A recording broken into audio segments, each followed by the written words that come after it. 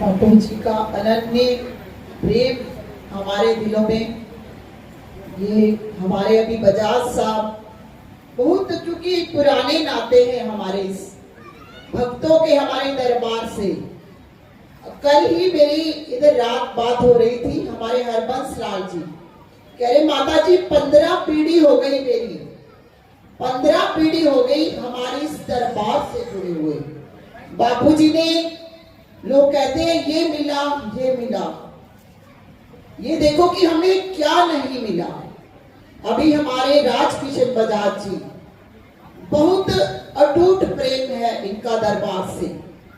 हमारे दया किशन जी महाराज, उनसे पहले भी हमारे पूर्वज। आप देखो कि ये वो घराना है कि जब भी दिल्ली में हम आते हैं हमारे दरबार से कोई भी, इनके आशियाने में, इनके महल जो बापूजी ने इनको कृपा की हुई है, इनके यहीं पर हमारा निवास पर हमारा रहना होता है। और इतना ये गदगद होते हैं ना सेवा करके। अभी इनका स्वास्थ्य भी देखो दिन प्रतिदिन ठीक नहीं है, लेकिन जो इनके भाव होते हैं, हमें लगता है कई बार हम सेवादारों को, संगत को लेके जाएंगे, थोड़ा मुश्किल होगी, कैसे अरेंज करेंगे। तो ये फोन पे फोन, माता जी आप 20 लोग ले आओ, आप 15 लोग ले आओ, इतना सेवा भाव। क्योंकि हम कहा करते हैं कि जुड़ना अच्छी बात है, लेकिन निरंतर जुड़े रहना उससे भी अच्छी बात है। ये तो वो हमारा आली दरबार है, जहां पर 100 पोथियां भी लिख दी जाएं तो शायद कम रहेगी। तो बापूजी के प्रति भाव, जो हमारे सुभाष बापूजी ने संगतों को प्यार बांटा, कैसे हमारी संगत, हमारी तो दुनिया थे, सभी संगत की दुनिया थे, कैसे हम जी रहे हैं उनको अपने दिल में बसाकर, ये हमारा दिल ही जानता है। तो बापूजी की ऐसे ही कृपा बनी रहे हम भक्तों पर। तो इन्हीं शब्दों के साथ ओम गुरुर् ब्रह्मा गुरुर्विष्णु गुरुर्देवो महेश्वरा गुरुर् साक्षात् परम ब्रह्म तस्मै श्री गुरुवे नमः। तस्मै श्री गुरुवे नमः। हमारे देशमुख जी, क्योंकि इनकी बहुत व्यस्त रहते हैं इनका जीवन, हम अक्सर देखते रहते हैं कि इनका निरंतर प्रोग्राम चलता रहता है। इतने बड़े बड़े ये बापूजी ने इन पर कृपा की हुई है, हजारों लाखों की भीड़ में ये गाते हैं।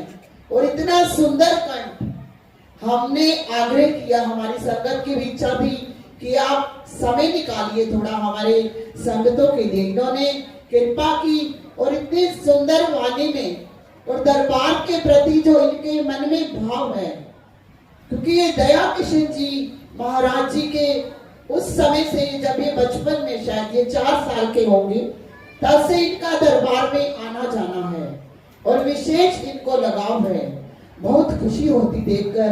बापूजी ऐसे ही कृपा बनाए रखे हम सब पर। हम निरंतर जो बापूजी ने ये सत्संग की परंपरा, उस कड़ी को आगे बढ़ाते हुए हम इस प्रयास में लगे रहें।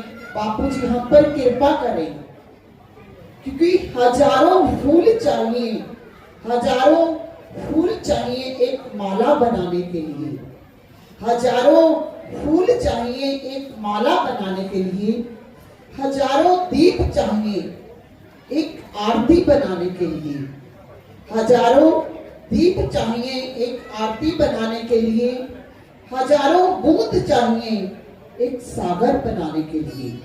लेकिन मेरे सतगुरुदेव बापू ज्वाला सिंह जी महाराज, मेरे सतगुरुदेव बापू दया किशन जी महाराज, मेरे सतगुरुदेव बापू सुभाष जी महाराज अकेले ही काफी हैं जिंदगी को जन्नत बनाने के लिए, जिंदगी को जन्नत बनाने के लिए।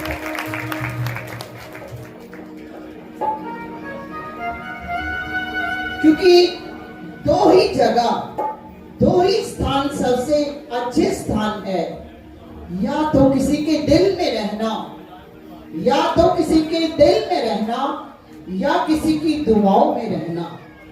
क्योंकि जो बात दवा भी कर ना सके वो बात दवा से होती है। जब कामिल मुर्शिद मिलता है तो बात खुदा से होती है। और मुर्शिद में यही है जो आसुदाए मंजिल कर दे, वरना रास्ता तो हर शख्स दिखा देता है, रास्ता तो हर शख्स दिखा देता है। सत्यम शिवम सुंदरम, क्योंकि जो सत्य है वो शिव है, और जो शिव है वो सुंदर है। और शिव सुंदर है तो उसका बनाया हुआ संसार बहुत सुंदर है। शिव का अर्थ होता है कल्याणकारी, शिव का अर्थ होता है मंगलकारी। और जिस व्यक्ति के भीतर दूसरे के प्रति कल्याण की भावना होती है, मंगल की कामना होती है, वह शिवमय हो जाता है। अभी हमारा सावन का पवित्र माह, हम सबने शिव नाम की गुण से वातावरण को इतना सुंदर महका रखा था। तो ऐसे ही हमें सुमति दे परमात्मा कि हम उस प्रभु के रंगों में रंगे रहें और अपना जीवन व्यतीत करते रहें। क्योंकि कहते हैं कि कलयुग केवल नाम आधारा, सुमर सुमर नर उतरे पारा।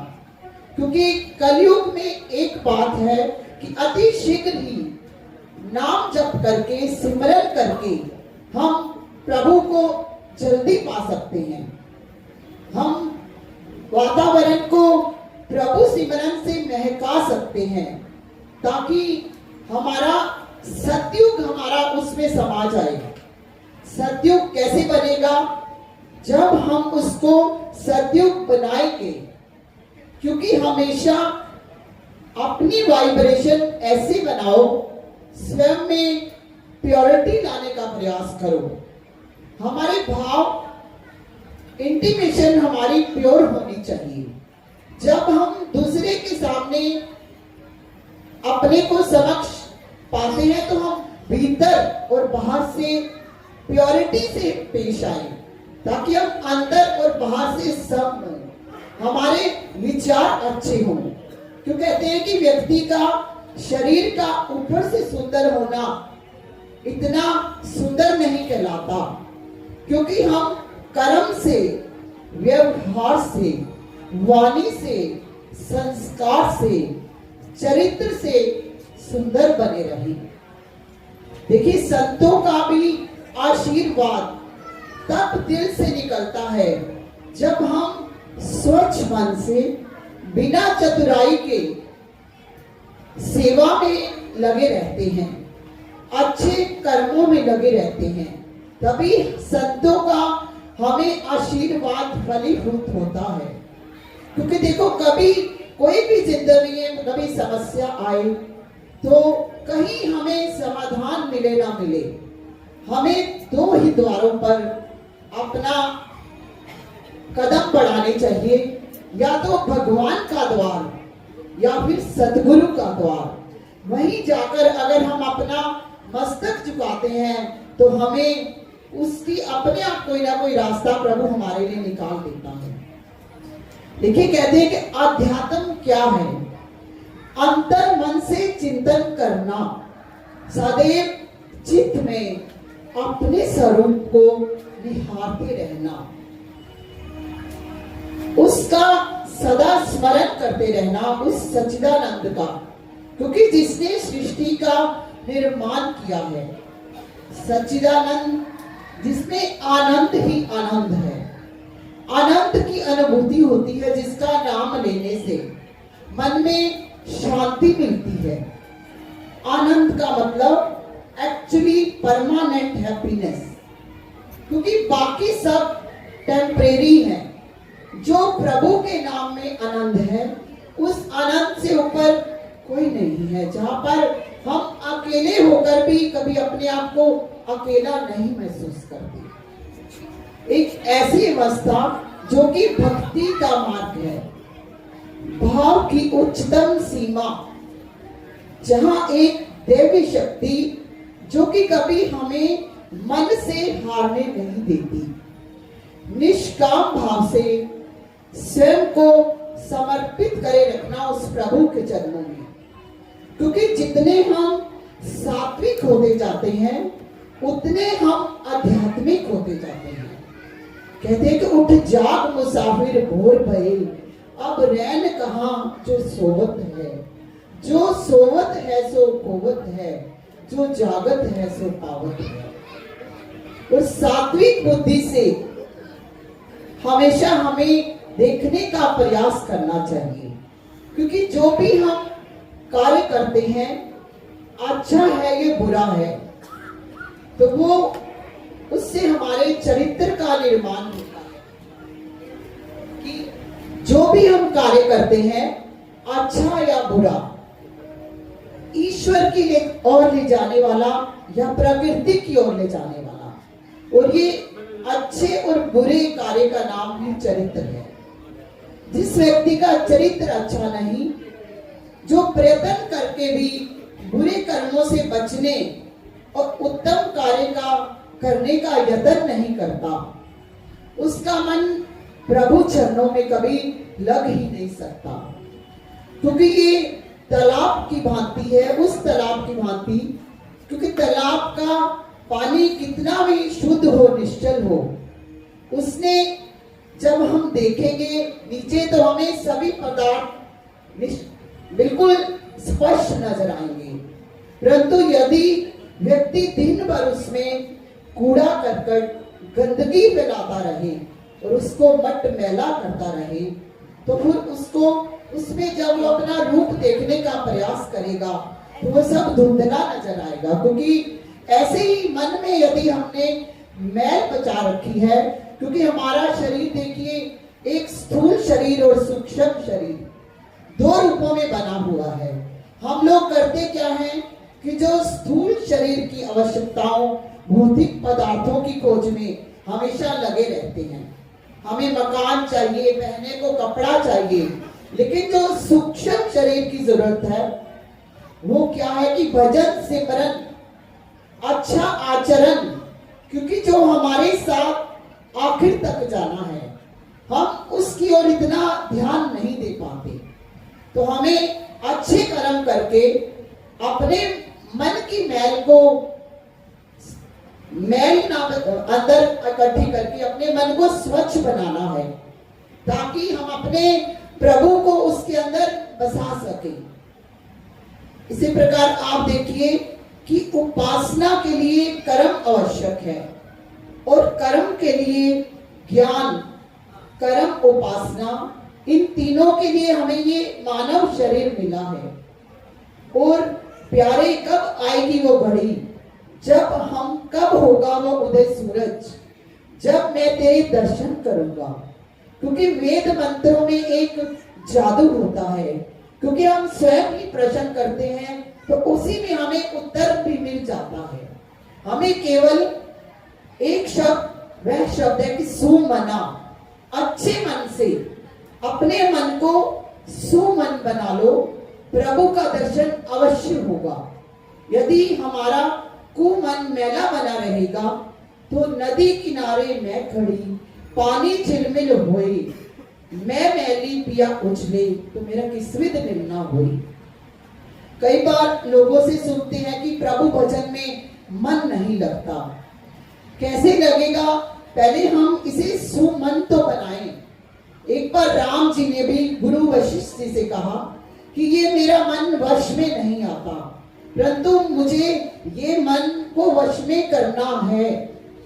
गुरु जी ने कहा कि ये मन तब रुकता है जब प्रभु को खोजते खोजते थक कर प्रभु महिमा में ही हम खो जाएं, क्योंकि लोहे को भी लोहा काटता है। कहते हैं कि संत, सत्संग और सच्ची श्रद्धा अगर हमारे भीतर हो जाए तो हमारा स्वयं ही किसी अच्छे सतगुरु से मेल हो जाता है। क्योंकि प्रभु ने किया कुछ जो संतों के हवाले कर रखा है, सच्चे नाम को बांटने का, खजाने का कार्यक्रम। वो करता क्या है, जब हमें इसका दान देना चाहता है वो हमें सत्संग में भेज देता है। कहते कि जीवन में सबसे बड़ी विभूति है कि संत का मिलना, सत्संग, संत, हृदय में स्थान और सच्ची श्रद्धा। अगर तीनों हमारे भीतर आ जाएं तो हमारी स्वयं ही एक सच्चे सतगुरु से भेंट हो जाती है।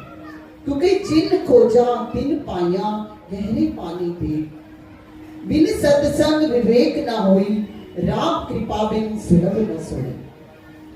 हम अक्सर कहा करते हैं कि सत्संग में जाने का ये अर्थ नहीं कि हम भीड़ में गए और भीड़ में बैठकर आ गए।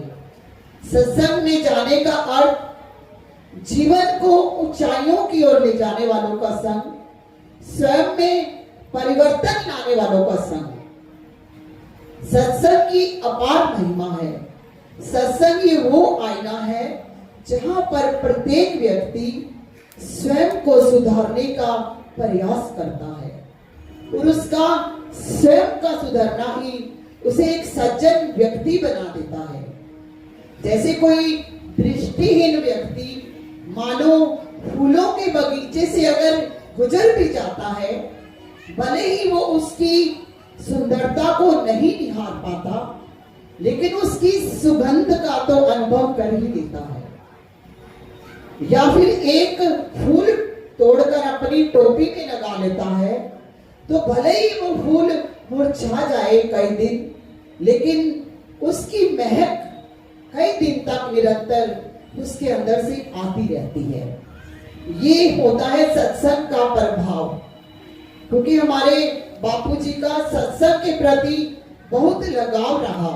उन्होंने सत्संग की कड़ी हर शहर में, जहां भी बापूजी की संगत है, आप देखो बदरपुर है, रुद्रपुर है, हमारे इधर हरियाणा में करनाल है, दिल्ली है, सहारनपुर है, तो हर जगह उन्होंने सत्संग की परंपरा चलाई। जो प्रति माह भी हर शहर में जो समिति बना रखी है, वो अपना स्वयं हर महीने कहीं ना कहीं, कभी किसी संगत के यहाँ, कभी किसी संगत के यहाँ बापूजी का गुणगान करके स्वयं को निहाल करती है और उसका वार्षिक उत्सव बनाया जाता है।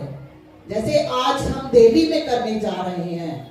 बहुत इच्छा थी संगत की, माताजी हमने बीच में कोविड आ गया, तो माताजी हमने ये सत्संग अभी पिछले दिनों हमें अप्रैल में गाजियाबाद किया, ऐसे ही बड़ी धूम मची बापूजी के नाम की, बहुत सुंदर वातावरण था वहां पर भी। ऐसे ही जो आप संगत के दिलों के भाव है ना, उसके आगे तो कोई शब्द नहीं है।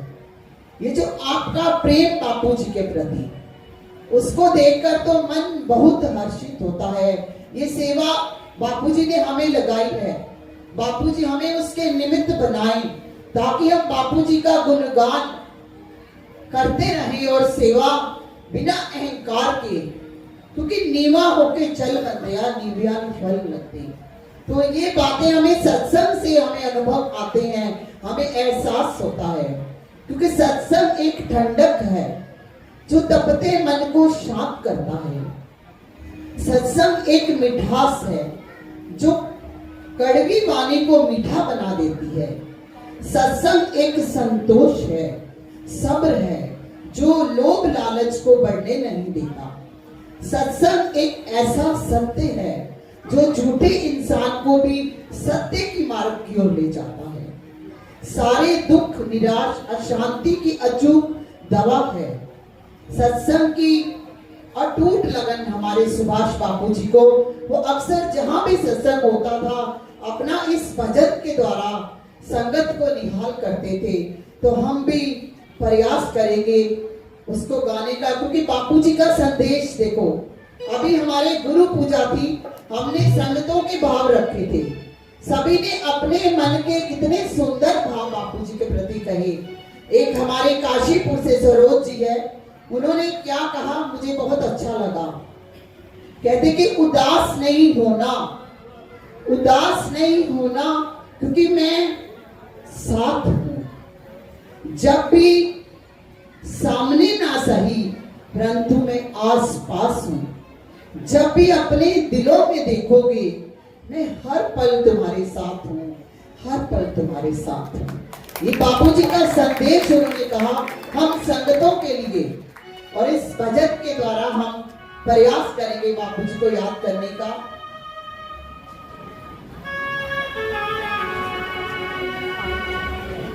सतगुरु प्यारे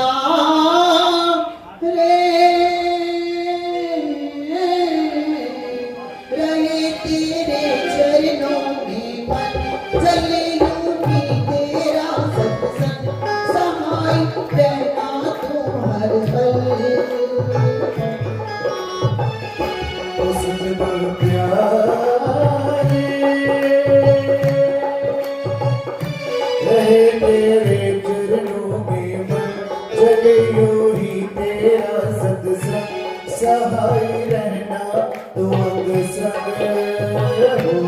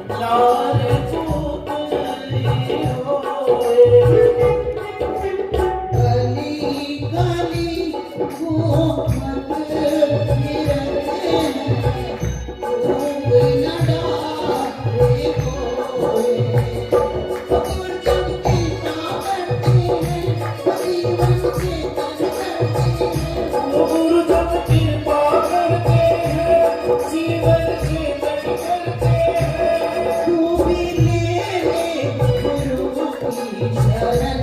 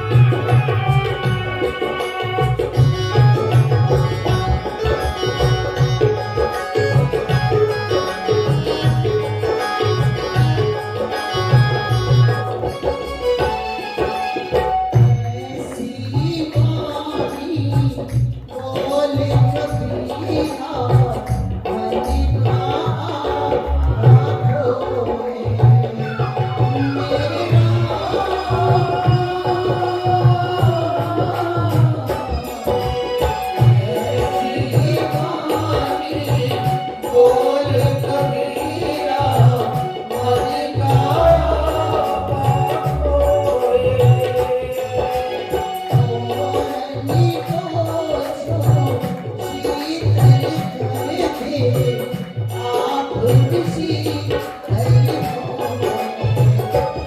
मोहे तुलसी वाली ब्रह्मा विष्णु ने जानी मोहे तुलसी वाली ब्रह्मा विष्णु ने जानी सुनती वाणी ऊपर भजन हो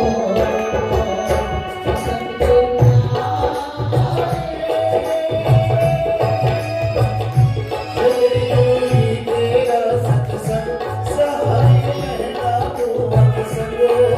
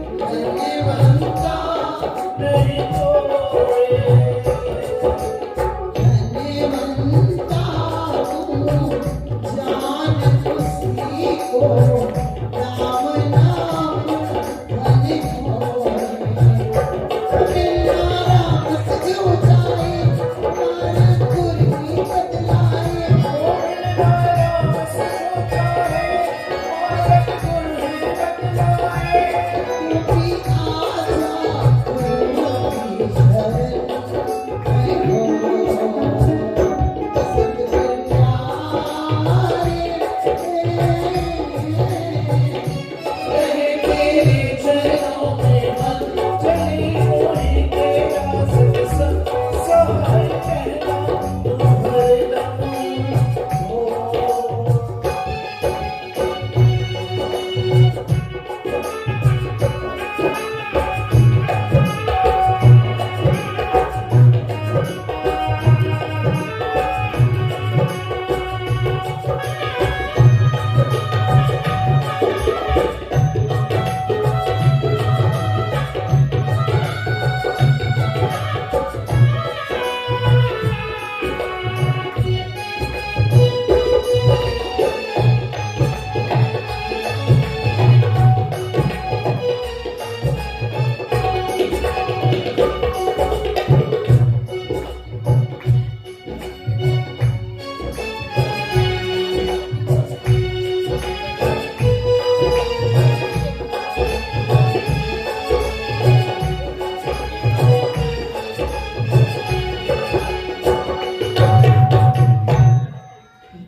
एक घड़ी आधी घड़ी एक घड़ी आधी घड़ी आधी से बुनियाद और तुलसी संगत साध की कटे कोटि अपराध। यदि हमारी एक से भी आधी घड़ी सत्संग में लग जाए तो हमारा जीवन धन्य हो जाता है, क्योंकि पोथी पढ़ पढ़ जुग भया पंडित भया न कोई और 2.5 अक्षर प्रेम के पढ़े सो पंडित हुए। जिसने वो 2.5 अक्षर प्रेम के पढ़ लिए तो उसको फिर किताबें पढ़ने की कोई जरूरत नहीं। देखिए कहते हैं कि एक ब्रह्मनिष्ठ संत ऐसा बताते हैं कि पूर्णमासी के दिन कहीं सत्संग किया करते थे। वहां पर भक्तजन आते, उनको तिलक करते, हार माला पहनाते और वहां पर आकर सत्संग सुनते। देखिए इस दृश्य को एक ग्वाला नित्य देखता, उसके भीतर भी एक ललक पैदा हो गई, एक जिज्ञासा पैदा हो गई, क्योंकि क्यों ना मैं भी संतों महापुरुषों को तिलक करूं, माला डालो और सत्संग श्रवण करो। क्योंकि देखिए एक लगन ही है जो इंसान को गगन तक पहुंचा देती है। क्योंकि जहां चाहा है वहां रहा। उसने भी देखा देखी एक हार लिया, पूजा का सामान लिया, तिलक लिया और 2 घड़ी का सत्संग ग्रहण कर लिया। एक दिन क्या हुआ, जब उसका समय पूरा हो गया, यमपुरी के अंदर उसके कर्मों का लेखा जोखा देखा गया। चित्रगुप्त ने कहा, भाई देखो इसके पूरी जिंदगी इसने क्या किया है, कोई पुण्य कर्म भी किया है या नहीं। तो उन्होंने बताया, महाराज जी इसने एक काम अच्छा किया है जिंदगी में।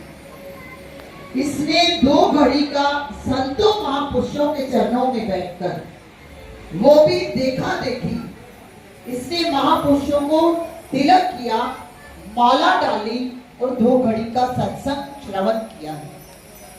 चित्रगुप्त ने कहा, क्योंकि उसने 2 घड़ी सत्संग श्रवण किया है, तो ऐसा करो कि इसको 2 घड़ी के लिए इंद्र का राज्य दे देते हैं, इसको इंद्र बना देते हैं।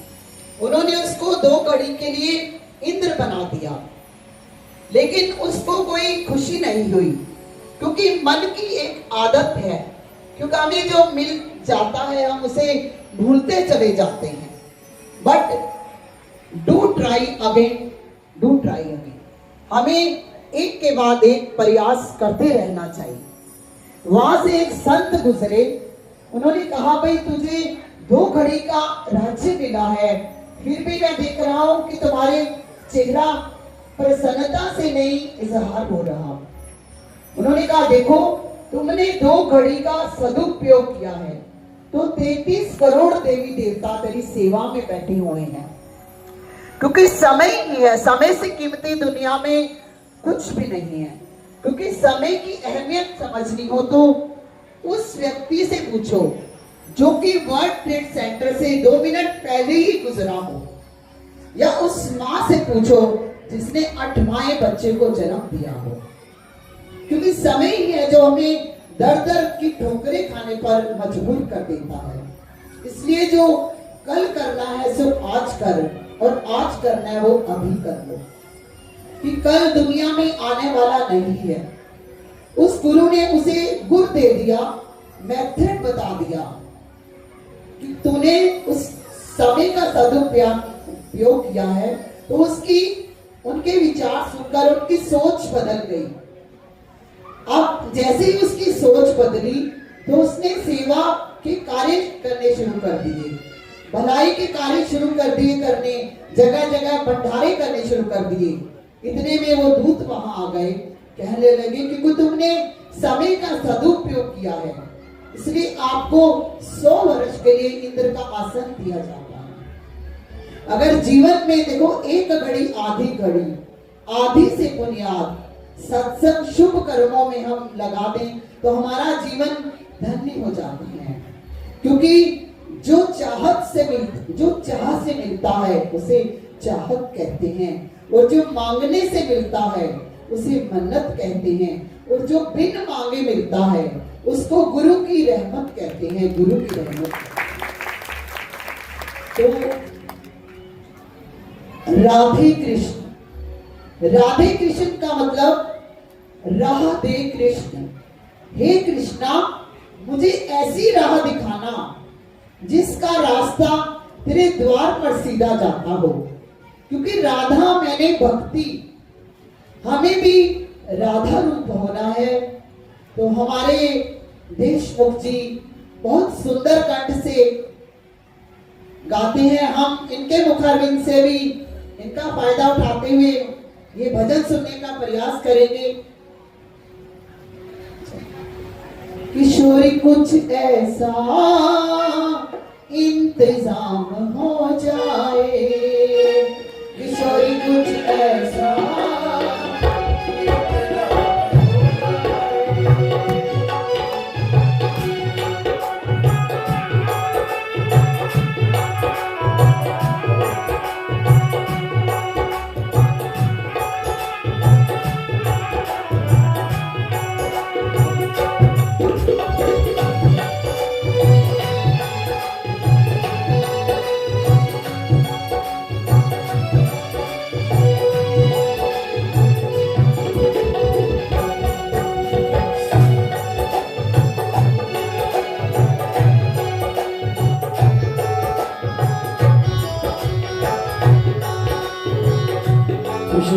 कुछ ऐसा इंतजार हो जाए, ऐसा इंतजार हो जाए। ओ सुबह पे राधा राधा राधा नाम हो जाए, ओ सुबह पे राधा राधा राधा नाम हो जाए। ईश्वर कुछ ऐसा इंतजार हो जाए, ईश्वर कुछ ऐसा इंतजार हो जाए।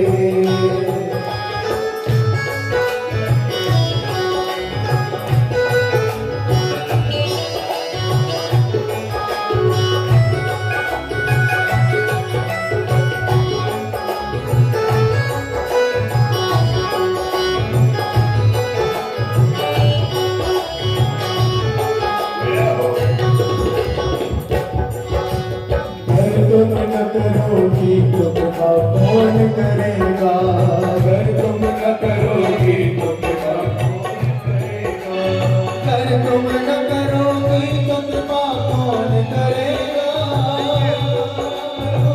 तो कृपा कौन करेगा। अगर तुम ना सुनोगी तो मेरी कौन सुनेगा, अगर तुम ना सुनोगी तो मेरी कौन सुनेगा। ईश्वर कुछ ऐसा इंतजार हो जाए, ईश्वर कुछ ऐसा इंतजार हो जाए। ओ सुबह पे राधा राधा राधा नाम हो जाए, सुबह पे राधा राधा राधा नाम हो जाए। ईश्वर कुछ ऐसा इंतजार हो जाए, ईश्वर कुछ ऐसा इंतजार हो जाए। श्री राधे श्री राधे राधे श्री राधे, श्री राधे श्री राधे राधे श्री राधे, श्री राधे श्री राधे श्री राधे, श्री राधे श्री राधे श्री राधे, श्री राधे श्री राधे राधे श्री राधे, श्री राधे श्री राधे राधे श्री राधे। ओ श्री राधे श्री राधे राधे श्री राधे, श्री राधे श्री राधे राधे श्री राधे।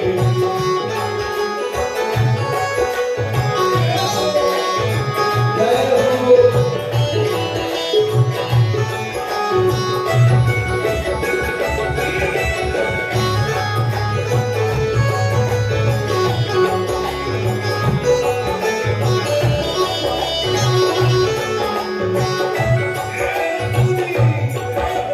जब गिरते हुए मैंने तेरा नाम लिया है,